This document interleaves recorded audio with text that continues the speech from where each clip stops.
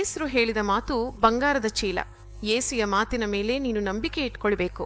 ಆತ್ಮ ಜೀವನವನ್ನು ದೇವರಿಗೆ ಸ್ತುತಿ ಮಾಡ್ತಾ ಇರಬೇಕು. ಯಾರೋ ಅನೇಕ ವರ್ಷಗಳ ಹಿಂದೆ ಮಾಡಿದ ತಪ್ಪು ಯಾರಿಗೂ ಪಾಯಿಂಟ್ ಆಗೋದಿಲ್ಲ, ಅದು ನಿನ್ನನ್ನೇ ಹಿಂಡುತ್ತದೆ. ಈಗ ನೀನು ಹೈ BP ಇದ್ದಾಗ ಡಾಕ್ಟರ್ ಹೀಗೆ ನಾಡಿ ಹಿಡಿದು ಕೇಳುತ್ತಾರೆ, ನಿನಗೆ ಯಾರಾದರೂ ಶತ್ರುಗಳಿದ್ದಾರಾ? ಯಾರನ್ನಾದ್ರೂ ಕ್ಷಮಿಸದೇ ಇದ್ದೀಯಾ?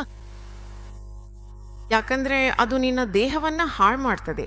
ನಿದ್ರೆ ಬರೋದಿಲ್ಲ, ನಂತರ ನಿನಗೆ ಶುಗರ್ ಹೆಚ್ಚಾಗ್ತದೆ, ಒತ್ತಡ ಹೆಚ್ಚಾಗ್ತದೆ, BP ಹೆಚ್ಚಾಗ್ತದೆ. ಎಲ್ಲ ಅಂಗಾಂಗಗಳು, ಸುಂದರವಾದ ದೇಹ ಹಾಳಾಗ್ತದೆ. ದೇಹವು ದೇವರದು. ಹಾಳು ಮಾಡೋದನ್ನು ನಾನು ಕೂಡ ಹಾಳು ಮಾಡ್ತಿದ್ದೇನೆ. ಇದನ್ನು ಹಾಳು ಮಾಡಲು ಅವಕಾಶ ಇಲ್ಲ. ದೇಹವನ್ನು ಶುದ್ಧಪಡಿಸಿ ಎಲ್ಲವನ್ನೂ ತೆಗೆದುಹಾಕಬೇಕು. ದೇವರ ಆತ್ಮ ನನ್ನೊಳಗೆ ವಾಸವಾಗಿರುವುದರಿಂದ ಉಪವಾಸ ಪ್ರಾರ್ಥನೆಗಳ ದೇವರು ನನಗೆ ಕೆಡುಕನ್ನು ಮಾಡಿದವರನ್ನು ನಾನು ಸಂಪೂರ್ಣವಾಗಿ ಕ್ಷಮಿಸಿದ್ದೇನೆ.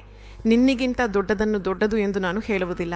ನಾನು ಸಂಪೂರ್ಣವಾಗಿ ಬಂಡಾಯ ಮಾಡಿದರೂ ಕೂಡ ಬಂಡಾಯ ಮಾಡಿದವರಿಗಾಗಿ ನೀನು ಏನು ಮಾಡಿದ್ದೀಯೋ, ಪ್ರಾರ್ಥನೆ ಮಾಡಿದ್ದೀಯೋ ಅಂತಹ ಸ್ವಭಾವವನ್ನು ನಾವು ಹೊಂದಿಕೊಳ್ಳಬೇಕು.